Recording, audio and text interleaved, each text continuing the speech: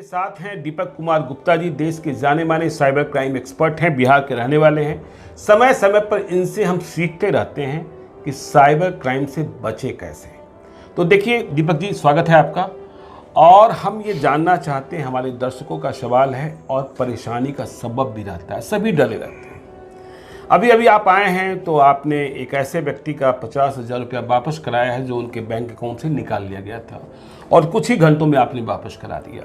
सवाल ये पैदा होता है कि रोज़ शिकायतें आती है, अखबारों में खबर छपती है, हमारे पास कंप्लेंट्स आते हैं कि हमारे अकाउंट से इतने पैसे फ्रॉड कर लिए गए, जबकि मैंने न पिन बताया था, न मैंने कोई कोड दिया था, या जैसे भी। और जब हम शिकायत करने जा रहे हैं तो पुलिस शिकायत नहीं ले रही है। कुछ छोटी राशि होती तो पुलिस बिल्कुल सुनने को तैयार नहीं होती है कि 20,000 25,000 में, क्योंकि जो क्राइम करने वाला है वो कहीं और बैठा हुआ है। आप कैसे इसका चुटकियों में हल करते हैं और क्या करना चाहिए, क्या नहीं करना चाहिए?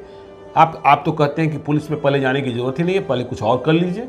क्या देखिए, बैंकिंग फ्रॉड के केसेस में 95% लोग जो हैं वो जाने अनजाने में खुद से गलतियां करते हैं। क्या गलतियां करते हैं? जैसे गलतियां क्या करते हैं कि कोई ही व्यक्ति आपको किसी मामले में लोभ लालच दे रहा है या कुछ बोल रहा है कि आपका अकाउंट हम बंद कर देंगे या बंद हो जाएगा, केवाईसी की ज़रूरत है।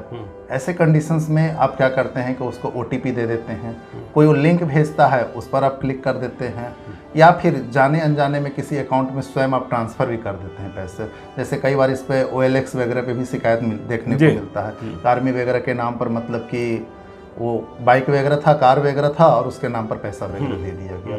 तो कहीं ना कहीं जो है 95% मामले में जो है हम जाने अनजाने में गलती करते हैं। और इसका कारण क्या चीज़ है कि हम लोग आज बहुत फास्ट तेज़ी से रहते हैं। ठीक है, कोई भी चीज़ों को सामने वाला बोल रहा है और हम सामने वाला जो मैसेज आ रहा है मेरे पास, हम उस चीज़ों को देख नहीं रहे हैं। ठीक है, जैसे लिंक को देखिए, अगर ध्यान से देखिएगा तो स्पष्ट लिखा हुआ रहता है your account will be debited such amount, लेकिन हम लोग देखते नहीं और उसको क्या करते हैं, क्लिक कर देते हैं। मतलब कि कोई भी चीज़ अगर आप बैंकिंग से वर्क कर रहे हैं, अगर आप किसी भी पेमेंट का लेन देन कर रहे हैं, तो सबसे पहले जो भी चीज़ है उसके ऊपर आप एक बार ज़रूर सोचिए, 1 मिनट समय दीजिए, उसके बाद आगे के प्रोसेस को करिए। अगर मानकर चलिए कि अगर आपके पास नहीं समझ में आ रहा तो किसी से आप सहायता लीजिए, लेकिन तुरंत किसी भी जाने में बहुत सारे फ्रॉड जो होते हैं, लोग क्या होता है कि भावनात्मक विश्वास कर लेते हैं, किसी से सजेशन भी नहीं लेते हैं और अकाउंट में पैसा भी ट्रांजैक्शन कर देते हैं। बहुत बार देखने को मिलता है कि आप ATM मशीन में जाते हैं और ATM मशीन में जाते हैं और इतनी जल्दीबाजी में होते हैं कि आप जहाँ पर आप कार्ड लगाते हैं वहाँ पर आप ये नहीं देखते हैं कि वहाँ पर एक स्कीमर भी हो सकता है। ATM कार्ड को क्लोन करने के लिए लगाया जाता है। अगर आप उसको थोड़ा सा खींच कर देखिएगा, अगर स्कीमर लगा हुआ होगा तो बाहर की ओर आ जाएगा। तो कभी भी ATM मशीन्स वगैरह में जाइए तो इस तरह की चीज़ों को आप देखिए और उसको जो है, नहीं, ये तो ठीक है, ये तो आपने बचने का उपाय बताया। जो फंस गया उसका पैसा कैसे वापस आएगा जो आप वापस करा देते हैं, ये बताइए। उसका देखिए, हाँ, उसका देखिए तरीका। पुलिस तो थाने में चक्कर लगाने भी नहीं देती, कहती है कि मैं हम क्या करें। देखिए, सबसे पहले जब भी आपके पास घटनाएं घट चुका है, हाँ, ठीक है, हाँ, तो सबसे पहले जैसे आपके साथ रात की घटनाएं घटा या उस दिन घटा जिस दिन आपका बैंक बंद है जी, ठीक है, या कभी भी किसी भी समय जब घटनाएं घट जा रही है आपके साथ, तो सिंपल सा है कि आप अपने पासबुक से कस्टमर केयर का नंबर लें।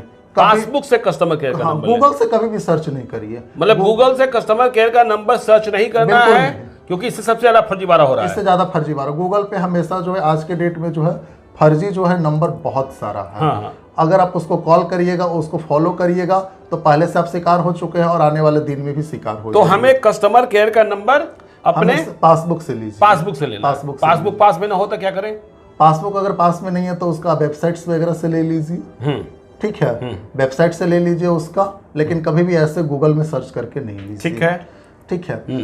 उस पर क्या करिए कि आप एक कंप्लेन करिए, कॉल करिए कस्टमर केयर को, कंप्लेन करिए, सारी आप इन्फॉर्मेशन दीजिए उसको, और इन्फॉर्मेशन में आप कभी भी किसी को भी CVV और OTP नंबर कभी भी ना दीजिए। मतलब कस्टमर केयर ये CVV और OTP पूछता ही नहीं है। हाँ। अगर कोई पूछ रहा है इस तरह की बात तो डाउटफुल है, तो डाउटफुल बात है। ठीक है, उसका सारी आप इन्फॉर्मेशन उसको दीजिए। उसके बाद क्या हुआ कि आपको जो है एक आपको टिकट नंबर जनरेट किया जाएगा। ठीक है, तो एक टिकट नंबर जो जनरेट करेगा उससे आप नोट आउट कर लीजिए। दूसरी चीज़ है, जब ये प्रोसेस हो जाए आपके पास तो 1930 पे कॉल करिए।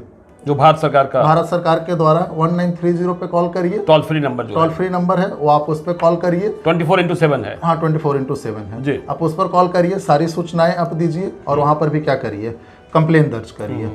थर्ड फेज जो है आप साइबर क्राइम की पोर्टल जो भारत सरकार के द्वारा जो निर्गत किया गया है उस पर कंप्लेन करिए, ऑनलाइन कंप्लेन करिए। सारे डिटेल्स वहाँ पर दीजिए और उसको क्या करिए, ऑनलाइन कंप्लेन करिए। ठीक है। अब इसके बाद या प्रोसेस जो आप कर सकते हैं, आप आधे 1 घंटे के अंदर में भी कर ले सकते हैं। ठीक है। उसके बाद जब बैंक खुल रहा है तो जो आपको टिकट नंबर मिला है उस टिकट नंबर के साथ क्या करिए, आप बैंक को कंप्लेन करिए। बैंक क्या करती है कि उस पर एक अपना इन्वेस्टिगेशन स्टार्ट कर देती है और इन्वेस्टिगेशन स्टार्ट करने के बाद क्या करती है कि अगर कोई सामने वाला व्यक्ति अकाउंट में पैसा लिया है या किसी वॉलेट में लिया है, अगर उसने यूजेस नहीं किया है तो आपके अकाउंट में वापस मतलब उसने पेटीएम और फलना सब में पेटीएम होता है, मोबिक्विक होता है, बहुत सारे वॉलेट जो आज के डेट में एयरटेल मनी होता है उस पर ले लेता है, पैसा ले लेता है। तो अगर वो यूजेस नहीं किए हुए होता है तो पैसा जो है आपके पास क्या होता जो आप वापस करने की बात कर रहे थे कि तुरंत फटाफट हो जाता है। हाँ वो तुरंत आपके पास अकाउंट में जो है वापस आ जाएगा। कभी कभी क्या होगा, अकाउंट में आपका पैसा वापस आ जाएगा लेकिन बैंक जो है उसको इन्वेस्टिगेशन के ख्याल से 10 दिन 15 दिन ऑन होल्ड कर सकती है। अच्छा। बट वो आपके अकाउंट में आ जाएगा पैसा। नहीं तो आप कह रहे थे कि थाना जो दौड़ाता है कि हम FIR कहाँ करें, तो थाना गए बगैर भी ये काम हम कर सकते हैं। हाँ थाना गए बगैर भी काम कर सकते हैं। बैंक क्या करती है आज के डेट में कि खुद से इन्वेस्टिगेशन करने के बजाय वो टरका देती है कि आप थाना जाइए। ठीक है। लॉ है, क्राइम हुआ है, FIR भी होता है, लेकिन आपने साइबर क्राइम पे पोर्टल पे जब कंप्लेन कर दिया वो एक सफिशिएंट कंप्लेन माना जाता है आज के तारीख में। आपको पुलिस स्टेशन को कंप्लेन करने की जरूरत नहीं है। Deepak ji step by step समझा दीजिए। फटाफट जो आप आधे घंटे में पैसा वापस ले लेते हैं या रुकवा देते हैं, होल्ड करा लेते हैं, वो कैसे कराते हैं? जैसे मैंने कहा कि मेरा 20,000 रुपया मेरे अकाउंट से निकाल लिया किसी ने। हाँ ठीक है। मैंने दीपक गुप्ता जी को संपर्क किया, दीपक गुप्ता जी मेरे जानने वाले हैं, कैसे आप क्या कीजिएगा, फटाफट क्या सलाह दीजिएगा कि तुरंत फटाफट ये पैसा वापस? देखिए सबसे बड़ी चीज़ है कि अगर मानकर चलिए कि पैसा जो ही मतलब उसका स्टेटमेंट हम लोग देखते हैं, बैंक स्टेटमेंट देखते हैं, बैंक स्टेटमेंट में देखते हैं कि पैसा क्या UPI ट्रांजैक्शन है तो किसी अकाउंट में गया होगा। दूसरी चीज़ें देखते हैं कि जब स्टेटमेंट को आप देखिएगा उसमें तो कई स्टेटमेंट में आपको जब वॉलेट में पैसा लेता है तो वॉलेट का नाम भी होता है, जैसे मोबिक्विक हो गया, पेटीएम हो गया, ये सब उसका नाम होता है। हम लोग क्या करते हैं कि मोबिक्विक, पेटीएम जो भी वॉलेट है उसके लीगल ईमेल से क्या करते हैं, मेल करते हैं। यह एक फ्रॉड ट्रांजैक्शन है जिसको आप क्या करिए, मोबिक्विक को कर देते हैं। हम मोबिक्विक को कर देते हैं। इस पैसे को होल्ड कर दीजिए और सेम अकाउंट में जिस अकाउंट से फ्रॉड हुआ उस अकाउंट में ट्रांजैक्शन कर दीजिए। तो क्या करता है कि अगर उसके वॉलेट में पैसा है, अगर उसने यूज नहीं किया है तो अकाउंट में पैसा ट्रांसफर कर देता है। बाकी अगर वॉलेट में लेकर किसी अकाउंट में पैसा रिचार्ज किया है या किसी मोबाइल को रिचार्ज कर लिया है, अभी की एक घटना बता रहे हैं कि एक जज थे मधुबनी के, उनका क्या किया कि अकाउंट को हैक कर लिया, मोबिक्विक पे पैसा को क्या किया कि मतलब कि ले लिया। लेने के बाद क्या किया कि लगभग 80 मोबाइल को रिचार्ज किया उसने। अच्छा। ठीक है। वो क्या किया, किसी और को ट्रांसफर कर दिया वॉलेट के थ्रू पैसा। जब इन्वेस्टिगेशन आई तो 80 मोबाइल को रिचार्ज किया गया। पता चला कि कहाँ से हुआ है, तो पता चला कि दुमका के एक जगह से हुआ है, रिचार्ज हुआ है। जब उसको पता चला कि अब हम पकड़े जाएंगे तो फिर उसने पैसे को वापस दिया। तो बहुत बार ऐसे केसेस होते हैं कि जब लगता है कि हम पकड़े जाएंगे तो उस केसेस में भी अपराधी जो है पैसे को रिटर्न कर देता है। मतलब कहने का मतलब ये है आशय कि थाना ही प्रथम और अंतिम उपाय नहीं है, पहला उपाय कुछ और भी है। लेकिन ध्यान रखिएगा, गूगल से आपको कस्टमर केयर का नंबर नहीं लेना है, पासबुक से कस्टमर केयर का नंबर लेना है और इसके बाद जो प्रोसेस बताया गया है उस पर आप काम कीजिए। ज़रूरत कभी होगी, बिहार के ही हैं दीपक गुप्ता जी, आपके काम भी आएंगे। अभी तो इन्होंने मेरे साथ एक ऐसा काम किया कि मैं खुद चकरा गया। मैं बैठा था, इनके पास मेरा मेल एड्रेस है और इन्होंने मेरे मेल एड्रेस से मेरे ही किसी सहयोगी को एक मेल कर दिया, जबकि मेल मैंने भेजा ही नहीं था। ये कौन सा साइबर क्राइम है, कैसे होता है, इस पर चर्चा करेंगे हम आगे किसी वीडियो में। आज के लिए इतना ही, हमें दीजिए इजाज़त। मिलते हैं फिर किसी नए वीडियो के साथ।